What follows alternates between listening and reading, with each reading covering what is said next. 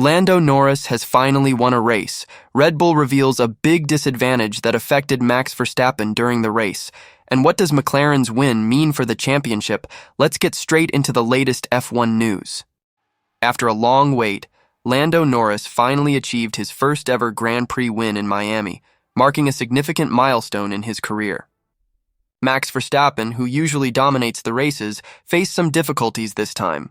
The opportune timing of a safety car period allowed Norris to seize the lead from Verstappen and fulfill his earlier prediction of winning in 2024. Charles Leclerc from Ferrari secured the final spot on the podium. Notably, Lewis Hamilton opted for hard tires, setting him apart as the only driver in the top 14 to do so, while the rest started on mediums. Pirelli suggested that the hard compound could potentially last the entire race. Nonetheless, a mandatory pit stop remained inevitable. Surprisingly, Sauber's Valtteri Bottas took a completely different approach by starting on soft tires from his 16th place grid slot. The focus was on the leading pack, as Verstappen, the pole sitter, managed to take the lead. With a swift move, Sergio Perez narrowly avoided colliding with his Red Bull teammate at the first braking zone of Turn 1. Behind them, Leclerc secured the second position, and McLaren's Oscar Piastri made an impressive start, climbing up to third place. Nico Hülkenberg fiercely defended against Hamilton, who was struggling to warm up his hard tires. This intense battle pushed the Mercedes driver back to his initial 8th place position. Piastri displayed his determination by overtaking Leclerc at turn 17 on the 5th lap, proving that the upgrades McLaren added to their car for Miami were performing exceptionally well in the early stages of the race. Hamilton radioed his team, confessing that he had a close call, almost causing a major crash while battling a Haas driver. After passing Hülkenberg, a lockup at turn 17 allowed Hülkenberg to regain his position. Hamilton must have been tired of dealing with Haas cars, especially after his altercation with penalty-prone Kevin Magnussen the previous day.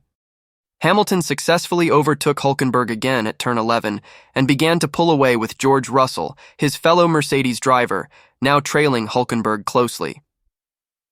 Russell made the pass a few laps later on lap 13, while Hülkenberg headed into the pit lane for hard tires. By lap 15, Verstappen's lead over Piastri had shrunk to less than 3 seconds. Red Bull urged Verstappen to increase his pace, but his usual disappearing act at the front failed to materialize in the early stages. Meanwhile, Piastri faced pressure from Leclerc, and Norris showcased McLaren's strong race pace as he relentlessly pursued Perez for 5th place. Perez took a pit stop on lap 18 to switch to hard tires, providing Norris with an opportunity to pursue the overcut strategy. McLaren encouraged Norris to hunt down Carlos Sainz instead, a request that Norris gladly embraced. Leclerc, on lap 20, made a rapid pit stop, lasting only 1.9 seconds, as Ferrari efficiently serviced their driver. In an uncharacteristic move, Verstappen misjudged the turn 14-15 chicane, dislodging a bollard and triggering a virtual safety car period while a marshal retrieved the hazard. Shortly after, the track returned to normal, and Fernando Alonso, Esteban Ocon, and Magnussen took the opportunity to pit. On lap 24, Verstappen also made a pit stop for hard tires. Piastri and Sainz followed suit on lap 28. However, the race took a significant turn when Magnussen and Sargent collided at turn 3, ending Sargent's race and necessitating a safety car intervention. Perez pitted once again, but crucially, Norris managed to take advantage of a cost-effective pit stop, emerging in first place on hard tires. This meant that Verstappen had to overtake him to regain the lead. Magnussen received yet another 10-second penalty for causing the collision with Sargent. On lap 32 out of 57, the safety car returned to the pits. Verstappen immediately attempted a move at turn 1, but Norris skillfully defended his position. Leclerc, Piastri, and Sainz completed the top 5, with Sainz complaining that Piastri had forced him off the track at turn 11 during their battle for 4th place. Initially, the stewards disagreed, but they later decided to investigate the incident post-race. Considering Verstappen's dominance in Formula One, many doubted Norris's ability to keep him at bay. However, instead of succumbing to the pressure, Norris extended his lead to 3 seconds. Verstappen's frustration, evident from his comment, "I can't get the car to turn, it's a disaster," only further boosted Norris's confidence. Piastri and Sainz continued their tussle, with Sainz locking up at turn 17 and making contact with Piastri before completing the overtake at turn 1. Unfortunately, Piastri suffered front wing damage during the incident. As Perez and Hamilton passed by, McLaren called Piastri into the pits to replace the damaged front wing and equip medium tires, a disappointing outcome for the Australian driver. Sainz expressed dissatisfaction with his Ferrari, asking his team to examine the downforce settings. Ultimately, Sainz achieved a comfortable fourth-place finish, but the real story unfolded further ahead with Norris clinching his first-ever Formula One Grand Prix victory in Miami. Verstappen settled for second place on the podium, while Leclerc completed the top 3. Formula One might witness a title battle as Jenson Button predicts that McLaren's victory at the Miami Grand Prix will compel Red Bull to adopt a different mindset due to the emergence of two rival teams. Contrary to last season, where Red Bull triumphed in almost every Grand Prix except one, the Milton Keynes outfit has already suffered 2 defeats in 2024. Carlos Sainz achieved victory in Australia, followed by Lando Norris becoming the newest race winner in F1 at the recent Miami event. Button believes that Red Bull will now shift their focus towards McLaren, rather than just Ferrari. Norris managed to fend off Verstappen in a direct battle for the win. Starting from pole position after a safety car incident led to a race restart, Norris capitalized on a free pit stop opportunity arising from a collision between Kevin Magnussen and Logan Sargent. Verstappen challenged Norris at turn 1, but failed to find a way through. Subsequently, Norris in the McLaren 2.0 MCL38 widened the gap to the reigning world champion, securing his first ever F1 victory by a margin of 7 seconds. Given Red Bull's dominance, this surprising outcome could ignite the championship race, as both Ferrari and McLaren now demand the attention of Red Bull. Button points out McLaren's impressive synergy, emphasizing the significant impact of their upgrades from last year in Silverstone, which delivered as promised. Achieving such cohesion in Formula One is a remarkable feat. Button hopes this success continues, regardless of track dependence, since the upcoming races present different challenges.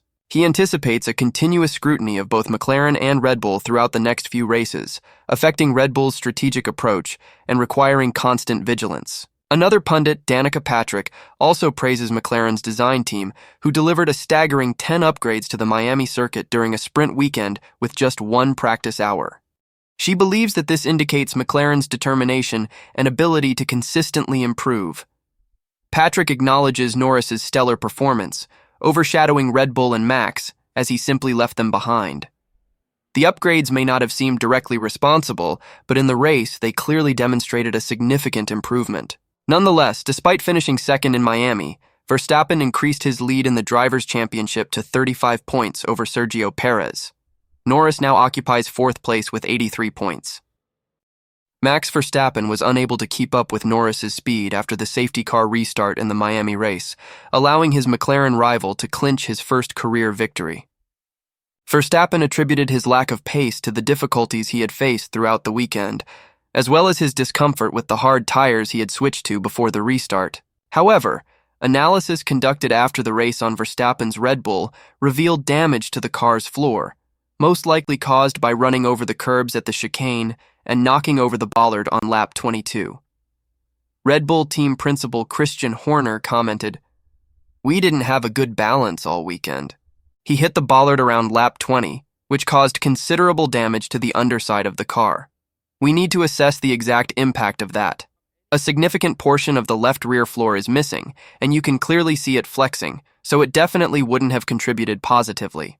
Horner's remarks contradicted Verstappen's earlier statement when he exited the car, where he solely attributed his performance issues to the car setup and tires, claiming there was no damage. "I never felt comfortable with it throughout the entire weekend," Verstappen explained. Medium tires were somewhat decent, but the hard tires were a disaster. They offered low grip and an unstable balance in low-speed corners.